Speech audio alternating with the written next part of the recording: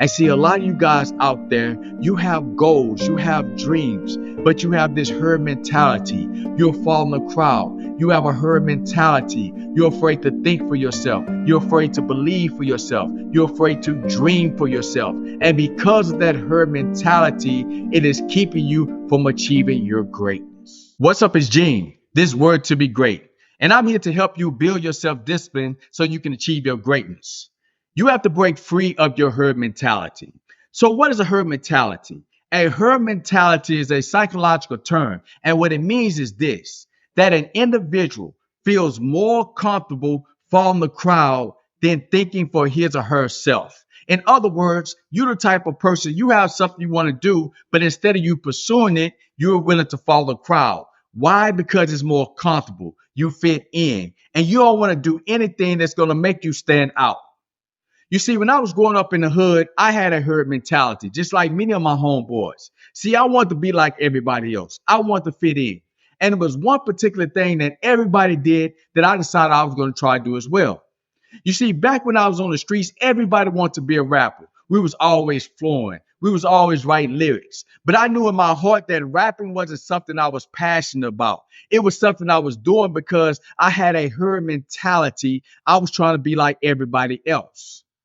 But as I started seeing crime happen in my neighborhood, when I started seeing some of the things that people were saying in their music was actually happening in their life, I said to myself, I do not want to be a rapper. I don't want to go down this path because I knew it was going to lead to early death or maybe even jail. But because of my herd mentality, I had a hard time expressing my beliefs. Because of my herd mentality, I had a hard time telling people what I really want to do in my life. You see, what I really desired to do is to become a basketball player. I wanted to go to NBA. I wanted to go to college. But I knew that wasn't a gangster thing. I knew that wasn't something that was thuggish. I knew that wasn't something that was going to give me praise. That was something that's going to get me laughed at because I knew I was small. It was going to get me laughed at because the thought of going to college was more of a nerd thing than it would have been a gangster thing. But you see, what I had to do is I had to make up my mind on what I wanted. You see, the first thing you must do in order to break a herd mentality is you have to know what you want. You got to know what it is you desire. Don't do what everybody else wants to do. Somebody else may want you to do something that's against what the vision is for your life. But if you keep doing what everybody else wants you to do, like I was trying to do because I had a herd mentality, there is no way you're going to realize that greatness inside of you. So I made up my mind. I said, you know what? I want to be a basketball player. I want to go to college. And I did the second thing you must do in order to overcome a herd mentality. And that's that I accept the fact that I was going to have some criticism. You see, when I started telling my friends that I wasn't going to rap anymore, I was done with that whole music thing, that I wanted to go to college, that I want to play basketball. They used to make fun of me. They used to say, you got hoop dreams. You too small to play college basketball. You sure not going to no NBA. You're not smart enough to go to college. I was getting all these criticisms. But despite those criticisms, I did not adopt that herd mentality back. I started thinking for myself. I started believing for myself. And I made a decision for myself that I was going to follow my dream. You see, because I broke away from that herd mentality, I stopped doing what everybody else in my hood wanted me to do. I went on to play college basketball. I graduated from college. I did the very things that they told me I was not going to be able to do. And see, if you want to break free of your herd mentality, you have to do the same thing. You have to break away from that crowd. You got to know what it is you want. And you have to deal with the fact that you're going to have criticism because you decide to break away from the herd.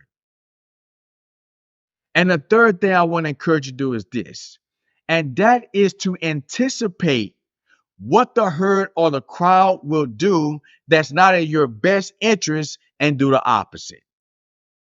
You see, when I was in corporate America, after I went to college, got a master's degree, after I've done all these things that others in my hood told me I wasn't going to be able to do, then I learned something about a new herd.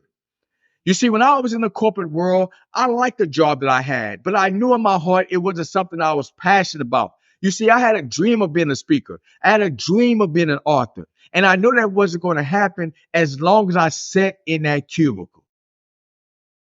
So one day we got word that our CEO was going to be coming to Dallas where I was working at the time. And he was making about almost 20 million a year. And I've always wanted to be the CEO of my own corporation. So I thought to myself, you know what? If I can speak to the CEO, maybe he can tell me something that can help me to be the CEO of my own company one day. But the problem that I had is I had a new herd. You see, when I was in the corporate world, everybody just wanted to go to work and get a check.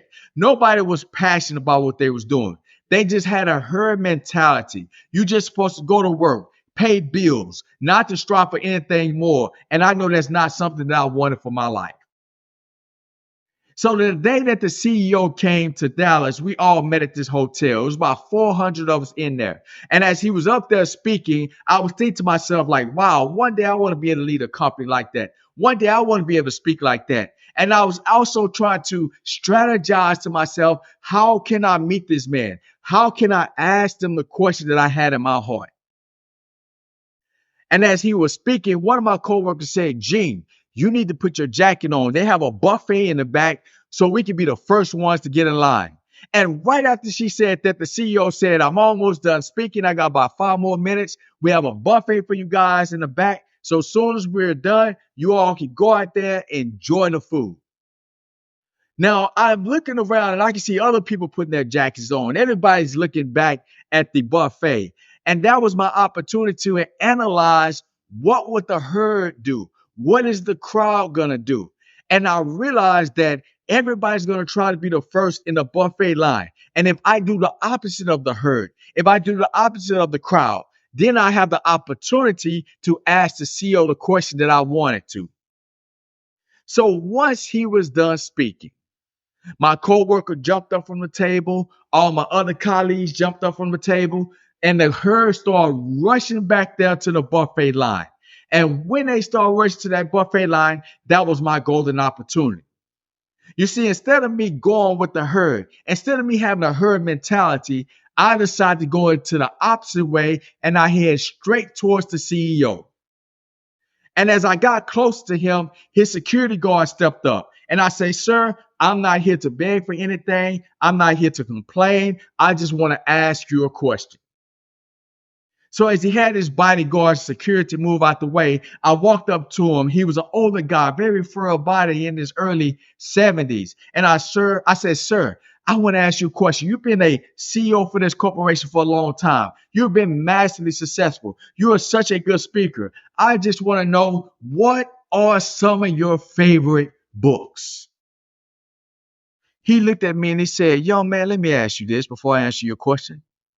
How long you been working for us? I said, almost 5 years. He said, what do you do for us? I said, I'm an exercise physiologist and a behavior change specialist. I'm over 22 states. He said, in all the years I've been a CEO, I've been at this corporation over 20 years.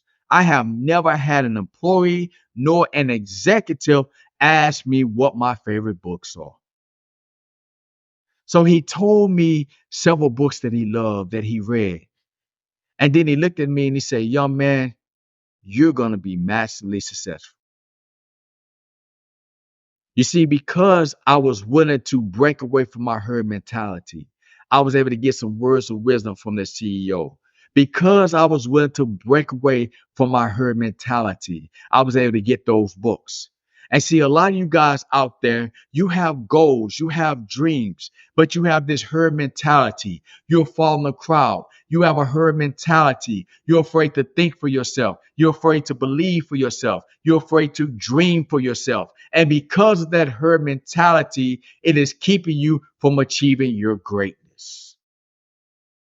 So I want to encourage you to break away from your herd mentality in 2024 so you can go after the goals and dreams that's in your heart, because you are worthy to be great. If you like this video, I want to ask you to like and share this video. Also, if you struggle with your self-discipline, I want to encourage you to get a copy of my new book, Worthy to be Great: How to Build Self-Discipline to Achieve Your Greatness. Just click the link below or in my profile and get your copy today.